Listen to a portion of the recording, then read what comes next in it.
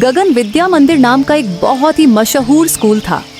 वहाँ हर तरह के छात्र पढ़ते थे, कुछ बहुत होशियार, कुछ शरारती, कुछ शांत और कुछ बातूनी।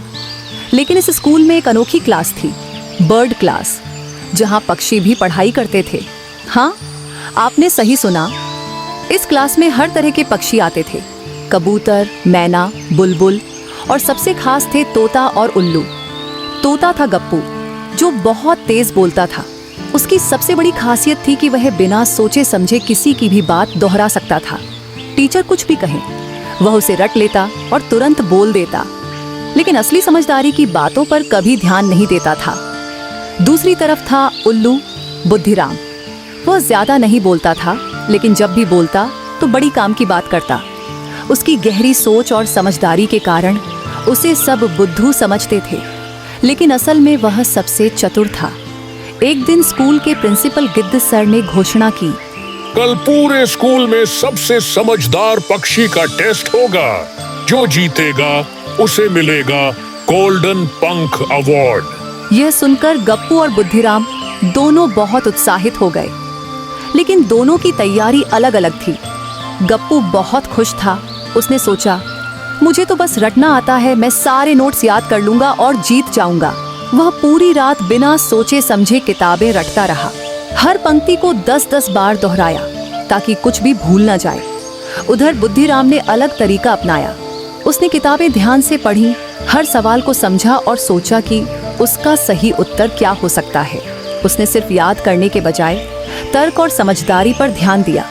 अब देखते हैं टेस्ट में कौन बाजी मारता है। अगले दिन पूरा स्कूल बर्ड क्लास की परीक्षा देखने के लिए इकट्ठा हुआ। सभी पक्षी बहुत उत्साहित थे। गिद्ध सर आए और बोले, आज का टेस्ट सिर्फ याददाश्त का नहीं, बल्कि समझदारी और तर्क का भी होगा।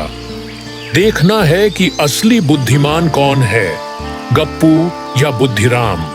पहला सवाल गिद्ध सर ने पूछा, अगर तुम्हें एक पेड़ से सेब तोड़ना हो और वह बहुत ऊंचा हो तो तुम क्या करोगे? गप्पू ने तुरंत जवाब दिया, पेड़ काट दूंगा। सब चौंक गए। गिद्ध सर ने कहा, क्या यह सही हल है?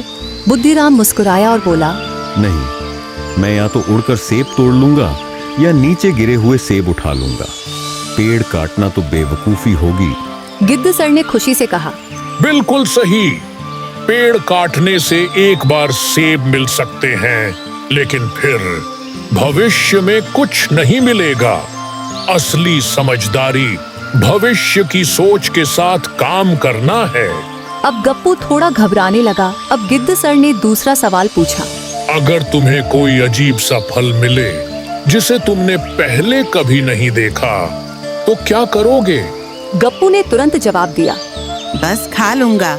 गिद्ध सर ने सिर हिलाया और बोले, क्या यह सही तरीका है? बुद्धिराम ने मुस्कुराकर जवाब दिया, पहले मैं उसे ध्यान से देखूंगा, ये समझने की कोशिश करूंगा कि यह खाने लायक है या जहरीला। बिना जाने कुछ भी खाना सही नहीं है। गिद्ध सर ने फिर तालियां बजवाईं। सब बुद्धिराम की तारीफ करने लगे। अब गप्पू को गुस्सा आने लगा। उसने सोचा, ये उल्लू बार बार कैसे जीत रहा है।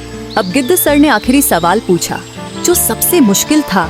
अगर किसी नदी के इस पार एक लोमड़ी और उस पार एक खरगोश हो और तुम्हें दोनों को बचाना हो तो क्या करोगे? गप्पू को कुछ समझ नहीं आया, लेकिन वह जल्दी जल्दी बोलने लगा, मैं दोनों को उड़ाकर उठा लूंगा। मैं चिल्लाऊंगा, मैं झूला बना दूंगा। गिद्ध सर मुस्कुराए और बोले, यह सब बहुत अजीब जवाब है, लेकिन सही नहीं है। अब बुद्धिराम ने सोचा और जवाब दिया, सबसे पहले मैं लोमड़ी से कहूंगा कि वह रुके और नदी में न कूदे। फिर मैं खरगोश को पहले बचाऊंगा क्योंकि वह छोटा और कमजोर है। इसके बाद मैं किसी सुरक्षित रास्ते से लोमड़ी को ले जाने की योजना बनाऊंगा ताकि वह खरगोश को नुकसान न पहुंचाए। गिद्ध सर ने तालियां बजाईं और बोले, बिल्कुल सही। समस्या को समझना और उसे सही तरीके से हल करना ही असली बुद्धिमानी है। अब पूरा स्कूल तालियां बजा रहा था। गिद्ध सर ने घोषणा की, इस परीक्षा में बुद्धिराम ने अपनी समझदारी और सोचने की शक्ति से जीत हासिल की है। उसे गोल्डन पंख अवार्ड दिया जाता है। गप्पू मायूस हो गया। उसने सोचा, मैंने तो बहुत याद किया था, फिर भी हार गया।